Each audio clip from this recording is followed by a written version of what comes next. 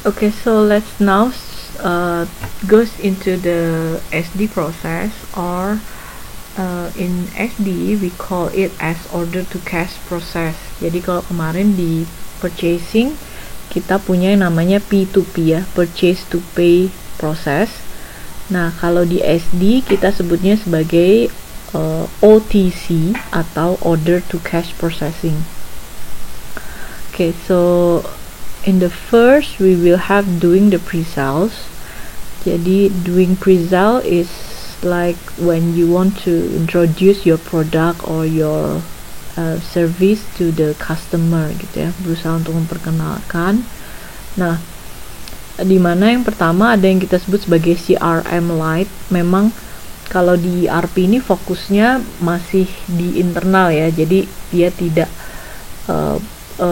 disebut, walaupun ada juga, jadi CRM ini singkatan dari Customer Relationship Management, di mana kita akan berusaha mengenal customer kita itu seperti apa. Jadi disebutnya sebagai 360 degree view of the customer.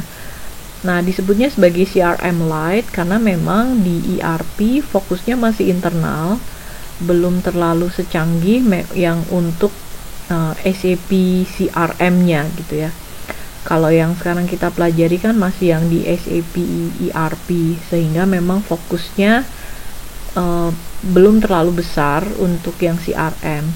Nah, yang dilakukan di dalam CRM Lite ini hanya misalnya mencatat histori si customer gitu ya, kemudian dia itu misalnya beli berapa kali, periodenya, material yang sering dipesan apa. Jadi masih sekedar contohnya seperti itu, belum CRM yang advance.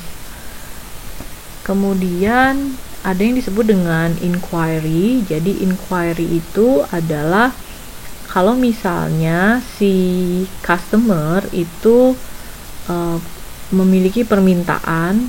Jadi misalnya dia bilang, saya butuh nih sepeda gitu ya, yang kayak begini, kira-kira ada atau enggak gitu ya. Nah, itu harus kita catat sebagai inquiry. Jadi kalau ada customer yang minta untuk dibuatkan penawaran gitu ya, itu yang disebut dengan inquiry. Jadi inquiry ini triggernya adalah dari si customer yang menginginkan supaya perusahaan bisa membuat penawaran. Nah, kemudian ada yang disebut dengan quotation. Nah, kalau yang quotation ini kita sebut sebagai penawaran karena triggernya adalah dari perusahaan kita. Jadi misalnya kita mau nawarin customer kita, dear customer, we have this promo, material bla bla bla, pricingnya sekian gitu ya. Maka kamu tertarik atau enggak gitu. Itu what we call with the quotation. Jadi basically untuk yang inquiry dan quotation ini kita akan punya validity time gitu ya, karena apa yang kita tawarkan tuh mungkin bisa jadi misalnya memang harga-harga promo yang nggak bisa, jadi biasanya memang kita udah set ada validity-nya. Nah, inquiry dan quotation ini sifatnya belum fix karena sifatnya tadi baru sekedar si customer nanya ada barang atau enggak, bisa nggak kalau misalnya harganya sekian gitu ya. Jadi masih belum fix. Sama juga seperti walaupun kita nawarin ke customer, kita punya paket yang baru nih, harganya sekian bla bla bla, tapi kan sebenarnya belum oke. Jadi ketika kita bicara inquiry dan quotation ini prinsipnya masih temporary, makanya dia masuknya adalah ke pre-sales. Kemudian setelah customer oke, misalnya mereka happy dengan penawaran kita gitu, mereka senang, tertarik dan mereka oke, maka kita bisa membuat yang namanya sales order atau kita singkat sebagai SO. Nah, seperti yang tadi saya sudah jelaskan di master data, jadi apa saja yang akan ada di dalam sales order, maka akan ada customer. That's why Anda harus membuat dulu customer masternya, kemudian Anda akan membuat materialnya apa sih yang mau dibeli gitu ya. Kemudian ada condition, maka mencatat pricingnya, discountnya, misalnya kalau ada taxnya, freightnya, surcharge-nya. Jadi semua nilai-nilai yang akan Anda cantumkan di dalam sales order harus dibuat dulu. Kemudian mendefinisikan output tadi ya, apa saja yang mau di print. Kemudian akan ada yang disebut dengan credit limit. Nah, ini yang tadi saya sudah sempat bahas juga di organizational structure, bahwa akan ada pengecekan credit limit. Jadi ketika sales order ini dibuat, akan dicek nih credit limitnya masih atau enggak. Misalnya gini, transaksi yang lalu, misalnya gini, saya customer A itu sudah diberikan limitnya adalah 1 juta. Nah, di transaksi yang lalu dia ini sudah pesan, tapi barangnya sudah diantar, sudah ditagih juga, tapi belum bayar gitu ya. Sehingga sekarang limitnya itu misalnya sudah transaksi hutangnya, piutangnya si customer ini sudah misalnya sudah 900.000, sehingga secara limit hanya bisa 100.000 saja. Nah, ketika ada sales order baru, maka sistem akan mengecek apakah si customer ini limitnya masih cukup atau tidak. Kalau misalnya customer di order yang sekarang dia hanya order misalnya 190.000 sampai 100.000, maka sistem akan allow gitu, akan membolehkan dokumen ini akan terbuat. Tapi kalau seandainya ternyata customer misalnya sekarang dia pesannya 400.000, padahal limitnya hanya 100.000 ya, sehingga sistem akan memblok itu. Jadi sales ordernya bisa dibuat tapi tidak bisa dilanjutkan ke proses berikutnya. Jadi harus ada approval dulu. Misalnya nanti kita bisa tanya ke customer gitu ya. Biasanya nanti yang akan kontak adalah bagian finance untuk cek ini kok belum bayar, gimana gitu ya. Dan biasanya akan ada negosiasi. Kalau memang oke, maka bisa dilepas bloknya ya. Jadi bisa dilakukan approval sehingga sales ordernya bisa dilanjutkan ke proses selanjutnya. Itu yang disebut dengan credit limit ya. Kemudian ada yang disebut dengan transfer requirements, di mana jadi kalau Anda masih ingat ketika belajar di production planning bahwa sales order di purchasing ya. Kalau Anda masih ingat, ada 4 source dari PR. Yang PR yang auto ya, ada yang dari MRP, ada yang dari SO ya, dari proses SD, ada yang SO. Nah, itu yang dimaksud dengan transfer requirement di sini. Jadi ketika ada sales order yang sudah confirm, maka sistem akan melakukan yang disebut dengan transfer requirements. Bisa transfernya misalnya ke modul production kalau kondisinya adalah jadi dalam case customer make to order ya, untuk yang transaction yang kita pakai make to order, maka ketika sales order terbuat, maka akan dilanjutkan ke modul production untuk melakukan production. Jadi contohnya misalnya contohnya beli mobil. Ketika ada customer mau beli mobil, biasanya mobilnya itu nggak ready, mobilnya masih dalam bentuk semi finished goods gitu ya, belum di assembly. Nah, ketika ada, jadi secara barang itu roda mungkin sudah ada gitu ya,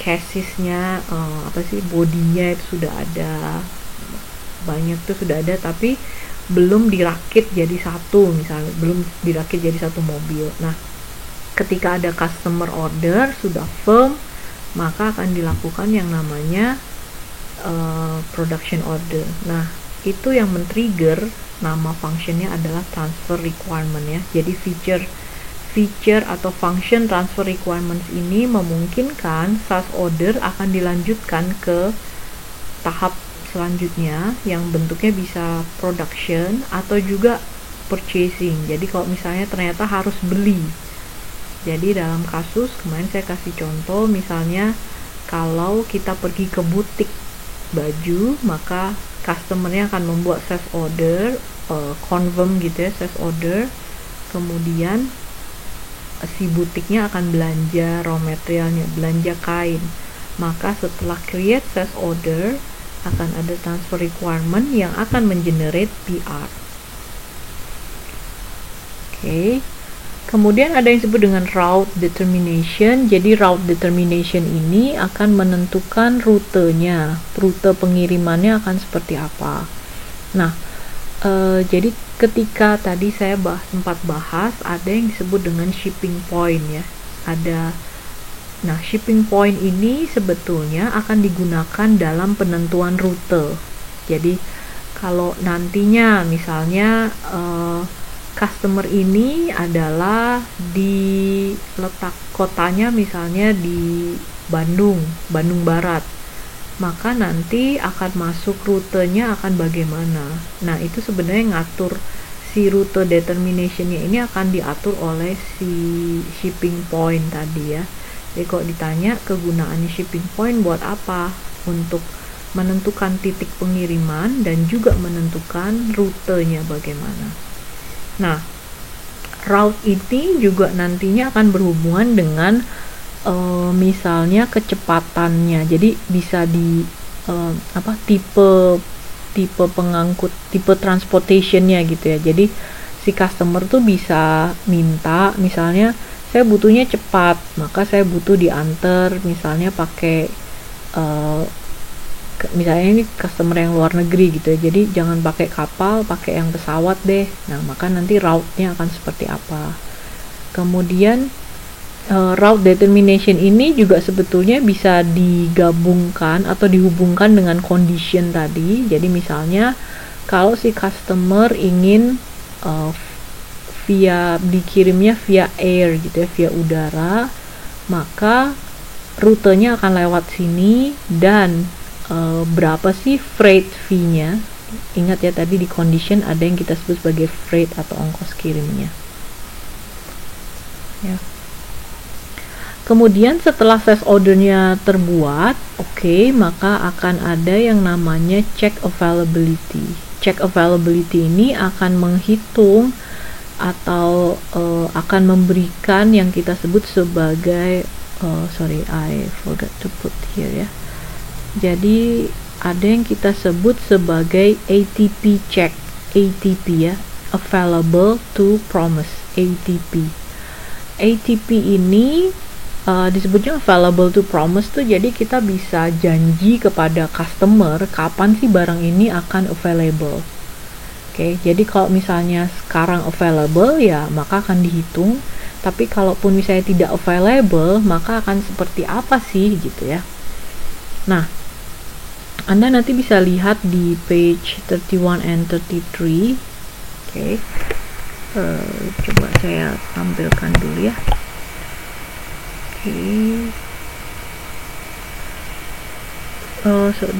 Di page 32 and 33 ya. Jadi di page 32 itu ada contoh yang kita sebut sebagai backward scheduling. Jadi misalnya kita itu sekarang misalnya tanggal 1 ya, tanggal 1 ini adalah customer order sekarang tanggal 1, kemudian dia bilang saya butuh barangnya di tanggal 6. Nah, that's what we call with the requested delivery date, request dari si customernya ya, saya butuh di tanggal 6. Nah, kemudian sistem bisa melakukan yang namanya backward scheduling. Jadi backward scheduling ini akan menghitung misalnya gini, jadi kalau harus sampai di tanggal 6 maka akan dihitung perjalanan dari gudang, dari plan ke customer itu berapa hari. Transit time-nya butuh 2 hari. Berarti ya, jadi dari requested delivery date mundur ke goods issue ya.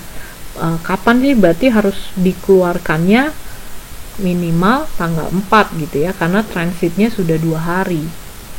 Kemudian dihitung lagi loading time-nya itu butuhnya 1 hari. Loading time itu berarti untuk memasukkan barang ke dalam truknya itu butuh 1 hari misalnya, karena ada documentation misalnya, jadi butuh 1 hari. Kemudian ada transportation scheduling time, ini misalnya untuk membooking truknya, untuk menyiapkan perjalanan, termasuk nanti mungkin ada dokumentasi juga, itu butuh 1 hari. Kemudian melakukan pick and pack, jadi mundur lagi ya, jadi kalau di sini kan berarti dikirim, kemudian masuk ke dalam truk loading, kemudian booking truk dan lain sebagainya. Sekarang berarti kita harus mikirin berapa lama untuk mengambil barang dari gudang, untuk itu picking ya, untuk membungkusnya, packagingnya harus berapa lama. Ternyata itu butuh 2 hari. Nah, sehingga kalau kita hitung sekarang 2 tambah 1, 3, 4, 5 hari. Berarti butuh 5 hari. Kalau sekarang masih tanggal 1, berarti masih bisa. Oke. Nah, sistem akan bilang oke, ini berarti masih bisa. Oke. Nah, ada juga yang kalau 5 hari berarti nggak cukup ya, karena kalau dari 1 ke 6 berarti ini sudah 6 hari ya. Berarti sistem akan bilang bahwa oh ini nggak cukup, ternyata nggak cukup gitu ya, karena untuk perjalanan, untuk picking dan lain-lain sebagainya itu butuhnya adalah 6 hari, bukan 5 hari, butuhnya adalah 6 hari. Sedangkan sekarang itu sudah tanggal 1, berarti nggak mungkin. Nah, tapi customer juga butuh satu kepastian, jadi kapan dong bisa nyampe? Makanya disebutnya adalah A2P ya, available to promise. Jadi kalau misalnya requestednya yang tadi tanggal 6 tidak terpenuhi, jadi kapan? Nah, makanya ada yang disebut dengan forward scheduling. Jadi kalau sekarang tanggal 1, pick pack itu baru bisa tanggal 2 hari, maka di tanggal 3 ya. Tanggal 3 baru bisa scheduling, tanggal 4 loading, kemudian tanggal 5 dikirim, sehingga new delivery date-nya adalah di tanggal 7. Itu yang disebut dengan backward and forward scheduling. Jadi sistem akan mengecek berapa lama bisa sampai di tempat customer.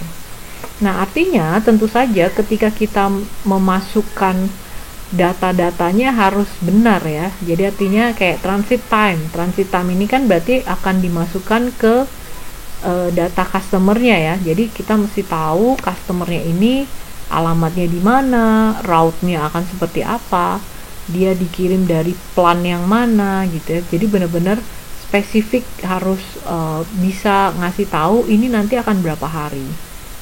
Kemudian untuk loading time, scheduling time, pick pack time ini nanti hubungannya dengan material. Maka di material master nantinya di view cells data-data ini akan dimasukkan. Oke.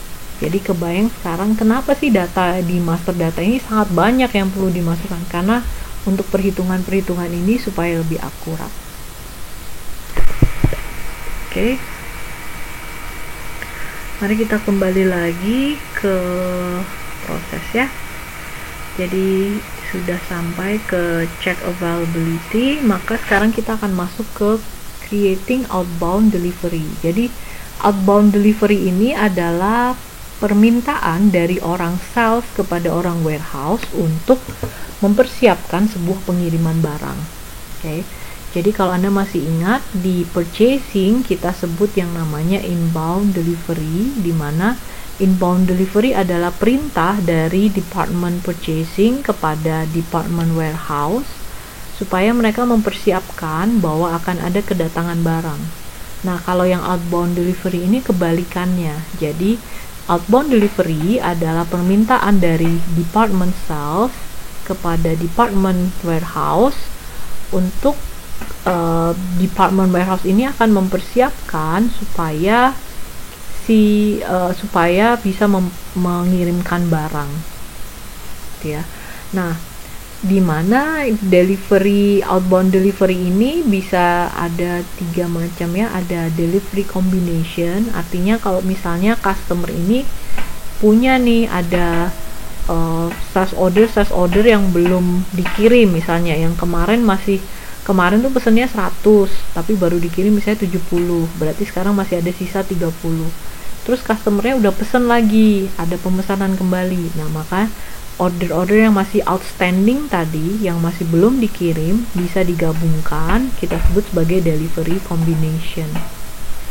Kemudian akan ada yang disebut dengan partial delivery.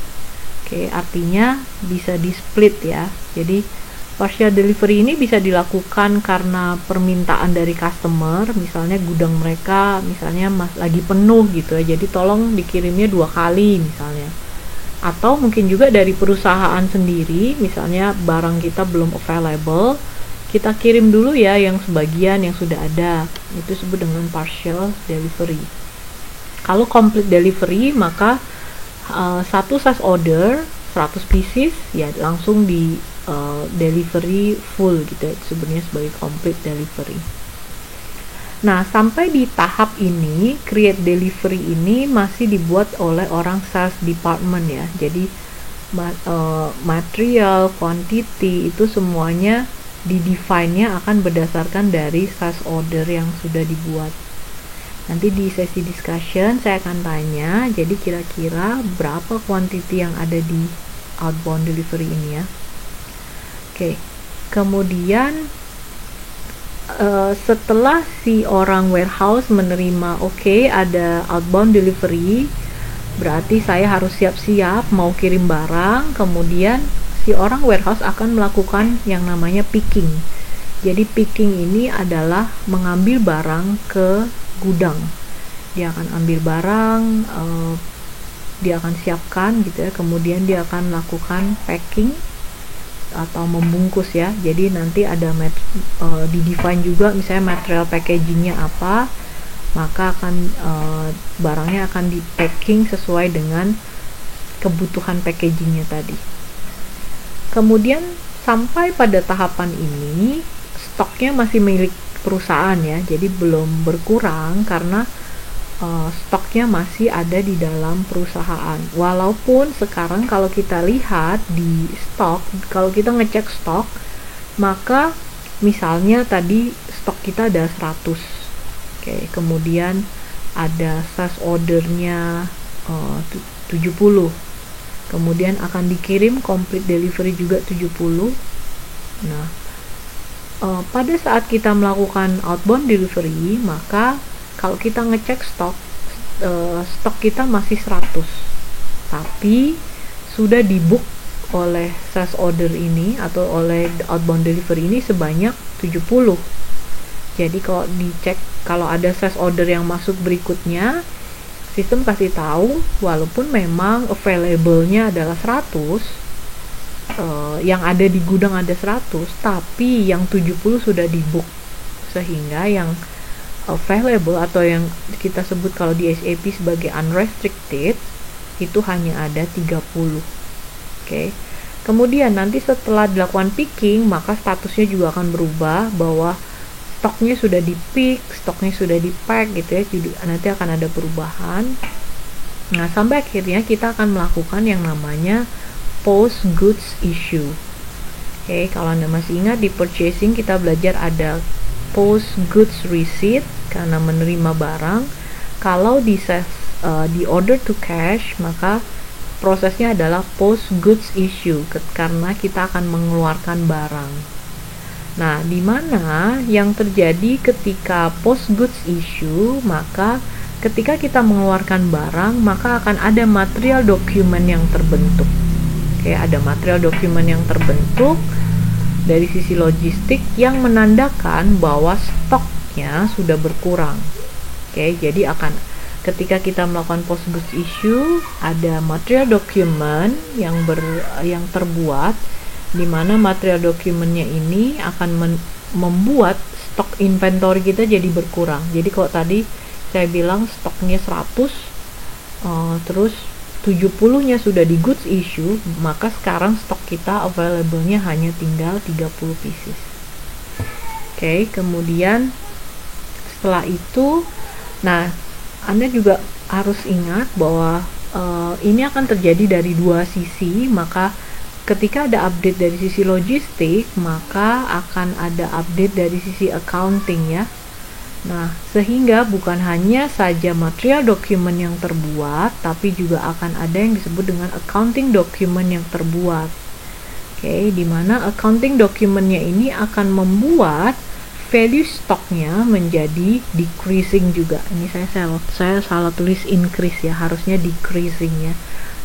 Di atas ini stoknya decrease, maka value stoknya juga decrease. Jadi kalau berkurang 70 pieces, itu piecesnya yang berkurang, kuantitinya yang berkurang. Sekarang kita ingin tahu, maka secara amount berapa value yang berkurang, berapa dolar yang berkurang, berapa rupiah yang berkurang. Oke, nah itu dicatatnya di dalam accounting document, di mana debitnya adalah GRIR, oke, dan kreditnya karena inventornya berkurangnya, inventory berkurang, kita sebut maka inventory finished goods-nya berkurang di kredit. Nah, debitnya kita catat sebagai GRIR. Oke, nanti kenapa sih GRIR? Nanti saya akan jelaskan di sesi discussion ya. Kemudian maka secara order status juga akan updated, artinya statusnya sekarang sudah terkirim gitu ya, statusnya berganti, bukan hanya barangnya sudah diambil, sudah di-pack, tapi benar-benar sudah di-issue, sudah komplit, delivery ordernya sudah komplit. Nah, termasuk nanti sales ordernya juga bisa punya status, jadi apakah sales ordernya ini sudah complete delivery atau misalnya baru partial delivery gitu ya, itu statusnya juga bisa terupdate setelah melakukan goods issue. Kemudian proses selanjutnya adalah setelah kita mengirimkan barang, maka kita akan melakukan penagihan ya. Penagihan ke customer kita sebut sebagai creating customer billing. Nah, di create customer billing ini maka sama juga yang akan ada di dalam customer billing ini adalah material yang nama customernya, nama materialnya, quantity, dan price-nya akan sesuai dengan sales order yang sudah terbuat. Oke. Kalau kuantitinya bagaimana? Jadi bisa di billing ini kita bisa memilih. Oke. Ada yang disebut sebagai delivery based invoice. Oke, delivery based invoice ini artinya adalah delivery invoice yang akan dibuat berdasarkan dari deliverynya. Jadi contohnya customer pesan 70, ternyata hanya dikirim 40, maka billingnya bisa jadi hanya 40 saja. Oke. Atau bisa juga misalnya ketika di pengiriman pertama 40, pengiriman kedua 30, maka kemudian akan dilakukan yang disebut dengan collective billing yang akan menggabungkan 40 dan 30 tadi. Tapi yang jelas nggak mungkin kalau sales ordernya 70, delivery ordernya 70, nggak mungkin billingnya jadi 100 ya. Oke, kemudian bisa juga dilakukan split billing, sehingga misalnya saya sudah pesan 70 tapi saya ingin membayar yang 50 dulu, itu juga bisa dilakukan split billing ya. Oke, kemudian dari customer billing ini akan terjadi yang namanya accounting document. Oke, akan ada accounting document yang akan membuat pencatatan terhadap AR atau account receivable, piutang ya, piutangnya customer, dan COGS. COGS ini adalah cost of goods sold. Kalau Anda pernah tahu, disebutnya sebagai harga pokok penjualan atau biaya penjualan, itu disebutnya sebagai COGS ya. Sehingga nantinya ketika melakukan customer billing, maka akan ada jurnal, yaitu debitnya di AR piutang ya, karena piutangnya bertambah, aset bertambah, maka dia ada di debit, lawannya adalah revenue. Kemudian yang berikutnya akan ada beban penjualan atau COGS, cost of goods sold yang terbuat karena dia beban bertambah di debit, dan kreditnya adalah GRIR.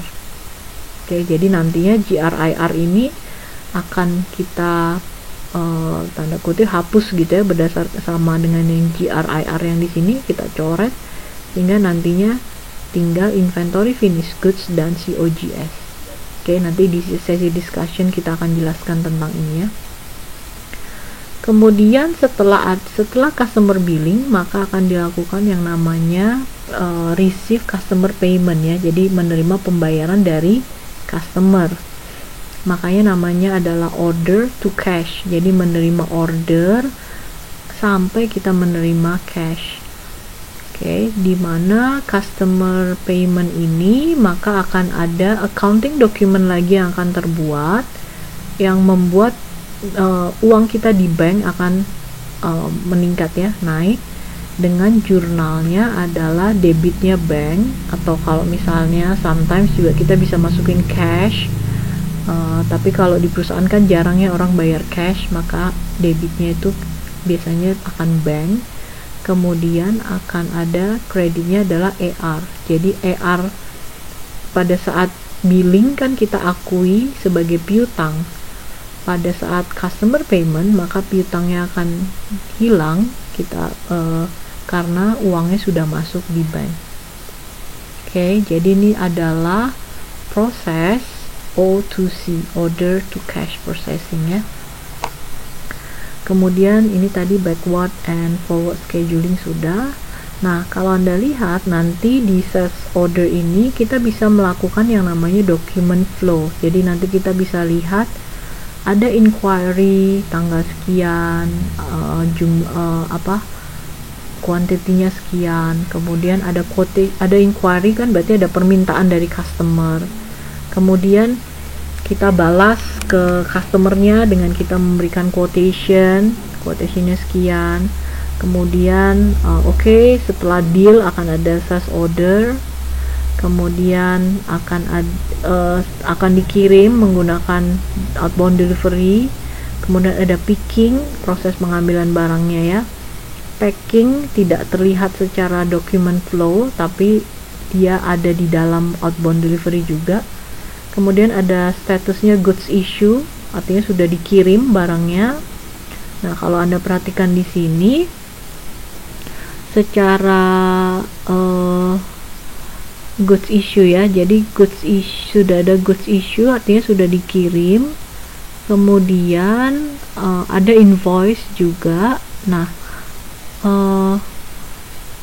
ada invoice, kemudian ada accounting document yang di sini sudah clear, artinya secara payment ini sudah dilakukan. Nah, lihat di sini statusnya semuanya jadi completed gitu ya, jadi completed, bahkan sampai akhir sudah clear karena ini sudah dibayar. Angka yang di goods issue ini berbeda karena angka yang di goods issue ini adalah angka COGS-nya, atau angka inventory-nya boleh. Kalau yang di sini kan adalah angka yang berapa yang harus dibayar oleh customer ya, atau nilai revenue-nya. Kalau yang di goods issue ini adalah nilai inventory-nya atau nilai COGS-nya. Okay, so that's the process of SD. Let's go to the discussion session. Thank you.